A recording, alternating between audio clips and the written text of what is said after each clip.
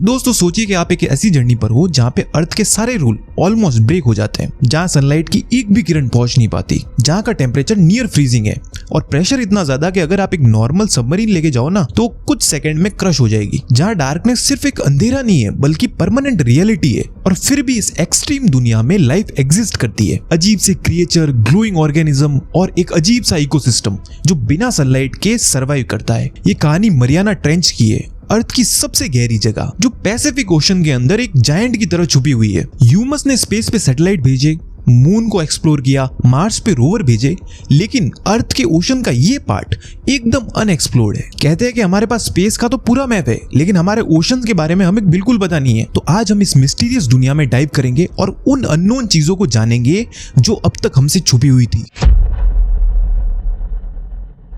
Pacific ocean के western as per Philippines और Japan के एकदम पास में एक अंडर वाटर वैली एग्जिस्ट करती है और इसे कहते हैं मरियाना ट्रेंच। और इसकी जो डिस्टेंस है ना वो ऑलमोस्ट 2500 किलोमीटर है, यानी दिल्ली से चेन्नई का जो डिस्टेंस है ना उससे भी ज्यादा। इसकी जो विड्थ है ना वो ऑलमोस्ट 70 किलोमीटर है, लेकिन जो चीज इसे एक्स्ट्रा ऑर्डिनरी बनाती है ना वो है इसकी डेप्थ। चैलेंजर डीप जो इसका सबसे डीपेस्ट पॉइंट है लगभग 10,984 मीटर डीप है। अगर माउंट एवरेस्ट को इसके अंदर डाल दिया जाए ना तो उसका पीक भी पानी से नीचे ही रहेगा, ये इतना गहरा है। ये जो कंपैरिजन है ना ये सिर्फ मैथमेटिक्स नहीं है बल्कि इस मरियाना ट्रेंच के स्केल को समझने का एक जरिया है। अर्थ की जो सरफेस है ना वो स्टैटिक नहीं है, वो कॉन्स्टेंटली चेंज होती है क्योंकि टेक्टोनिक प्लेट जो है वो मूवमेंट करती है। और मरियाना ट्रेंच इस डायनेमिक सिस्टम का एक परफेक्ट एग्जांपल है। यहाँ जो है पैसिफिक प्लेट जो है वो मरियाना प्लेट के नीचे स्लोली स्लाइड हो रही है, जिसे सबडक्शन प्रोसेस कहते हैं। और ये जो प्रोसेस है बहुत स्लो होता है, यानी कि कुछ सेंटीमीटर्स पर ईयर, लेकिन मिलियंस ऑफ ईयर्स में ये जो स्लो मोशन कोलिजन है ना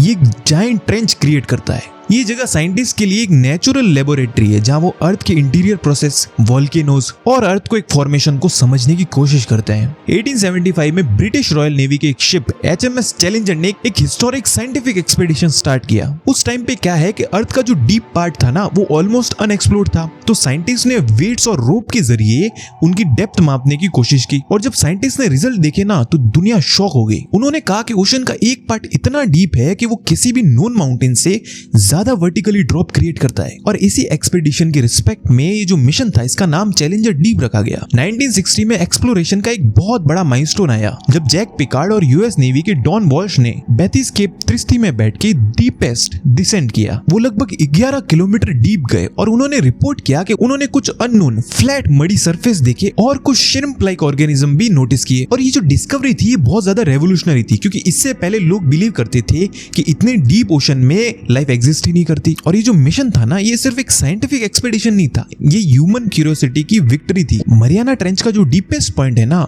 उसका जो प्रेशर है वो लगभग 1100 किलोमीटर ज्यादा है as compared to sea level. मतलब कि हमारे ऊपर सिर्फ एक हाथी नहीं बल्कि कई 100 हाथियों का वेट आ रहा होता है, इतना ज्यादा प्रेशर होता है। इस प्रेशर को समझना मुश्किल है लेकिन एक सिंपल सा एग्जांपल लेते हैं। अगर एक प्लास्टिक बोतल को सील करके हम सी वाटर के नीचे भेजे तो वो इंस्टेंटली क्रश हो जाएगी। और ये एक्सट्रीम कंडीशन ही रीजन है कि ये जो डीप ओशन है अभी तक अनएक्सप्लोर्ड है। और इस प्रेशर को हैंडल करने के लिए जो सबमरीन्स होती है ना उनको स्पेशली डिजाइन किया जाता है, बहुत मोटी टाइटेनियम वॉल्स और स्फेरिकल शेप्स के जरिए, क्योंकि जो स्पीयर होता है ना वो प्रेशर को इवनली डिस्ट्रीब्यूट कर देता है। और अगर डिजाइन में थोड़ी सी भी मिस्टेक हुई तो सबमरीन तुरंत इंप्लोड हो सकती है। और ये जो एनवायरनमेंट है ना ये इंजीनियर्स के लिए कांस्टेंट चैलेंज है और इसी चैलेंज के कारण जो टेक्नोलॉजी है वो कांस्टेंटली इवॉल्व हो रही है। मरियाना ट्रेंच में सनलाइट का आना ऑलमोस्ट इम्पॉसिबल है क्योंकि सनलाइट जो है वो मैक्सिमम 1000 मीटर तक ही आ सकती है ओशन में, पर इसके नीचे परमानेंट डार्कनेस होती है जिसे मिडनाइट जोन कहते हैं। और ये जो डार्कनेस है ना वो लाइट की एब्सेंस नहीं है, ये कंप्लीटली डिफरेंट इकोसिस्टम है और यहाँ ऑर्गेनिज्म को सर्वाइव करने के लिए different kind of adaptation develop करने पड़ते हैं। बायोल्यूमिनेसेंस यहाँ का एक कॉमन फीचर है, यानी कि जो ऑर्गेनिज्म होते हैं ना वो अपनी बॉडी से लाइट प्रोड्यूस करते हैं कुछ केमिकल रिएक्शन के थ्रू। और ये जो लाइट है ना वो कम्युनिकेशन, हंटिंग और कैमोफ्लेज के लिए यूज होती है। जब साइंटिस्ट सबमर्सिबल में नीचे जाते हैं ना तो उन्हें ऐसा लगता है कि जैसे किसी एलियन वर्ल्ड में एंटर कर गए हो, जहाँ हर डायरेक्शन में छोटे छोटे ग्लोइंग डॉट्स मूव कर रहे हैं। और सबसे सरप्राइजिंग बात ये है कि मरियाना ट्रेंच में लाइफ एग्जिस्ट करती है डिस्पाइट ऑल दिस कंडीशन। यहाँ पे जो है बैक्टीरिया और माइक्रो ऑर्गेनिज्म कीमोसिंथेसिस का यूज करते हैं ताकि वो एनर्जी प्रोड्यूस कर सके, मतलब कि सनलाइट के बिना केमिकल प्रोसेस के थ्रू एनर्जी डेवलप करना। और ये जो पूरा प्रोसेस है ना वो हाइड्रोथर्मल वेंट के पास होता है क्योंकि वहां पे जो है मिनरल रिच फ्लूइड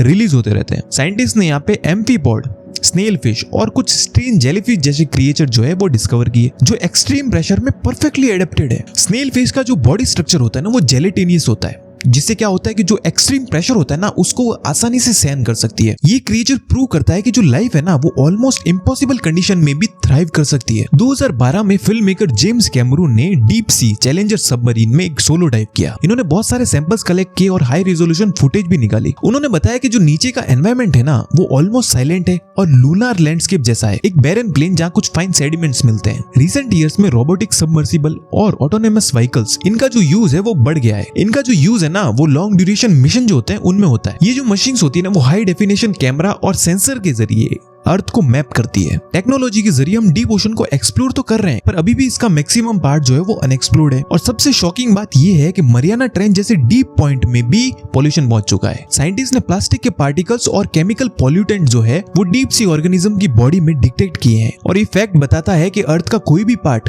पूरी तरह से आइसोलेटेड नहीं है। माइक्रोप्लास्टिक जो होते हैं ना वो ओशन करंट के साथ ट्रेवल करते हैं और इवेंचुअली धीरे धीरे जाके डीप सी में सेटल हो जाते हैं। और ये जो पॉल्यूशन है ना वो डीप सी के लिए बहुत खतरनाक है क्योंकि वहां के जो क्रिएचर है ना वो बहुत धीरे धीरे ग्रो करते हैं और उनको वापस रिकवर होने में बहुत ज्यादा टाइम लगता है। और ये डिस्कवरी बताती है कि ह्यूमैनिटी ने एनवायरनमेंट पे कितना ज्यादा इम्पैक्ट क्रिएट किया है। मरियाना ट्रेंच सिर्फ एक ज्योग्राफिकल लोकेशन नहीं है बल्कि अर्थ की हिस्ट्री और फ्यूचर को जानने का एक रास्ता है। यहाँ की स्टडीज से साइंटिस्ट अर्थक्वेक, प्लेट टेक्टोनिक और क्लाइमेट चेंज को बेहतर तरीके से अंडरस्टैंड कर पाते हैं। डीप सी ऑर्गेनिज्म जो है ना इनसे नई नई मेडिसिन और बायोटेक्नोलॉजी में इनोवेशन होने की संभावना है। मरियाना ट्रेंच की जो स्टोरी है ना वो हमें एक डीप लेसन देता है कि हमारा प्लेनेट अभी भी बहुत सारी मिस्टीरियस जगहों से भरा हुआ है और एक्सप्लोरेशन जो है ना वो सिर्फ क्यूरियोसिटी सेटिस्फाई करने के लिए नहीं बल्कि नॉलेज गेन करने के लिए जरूरी है जो फ्यूचर जनरेशन के लिए बहुत ज्यादा बेनिफिशियल हो सकता है। मरियाना ट्रेंच हमें रिमाइंड करता है कि हमारी जो धरती है ना वो एक लिविंग डायनेमिक सिस्टम है जिसे समझना अभी भी बाकी है। ये वीडियो देखने के लिए आपका बहुत बहुत शुक्रिया और अगर ये वीडियो आपको पसंद आया तो प्लीज सब्सक्राइब कीजिएगा।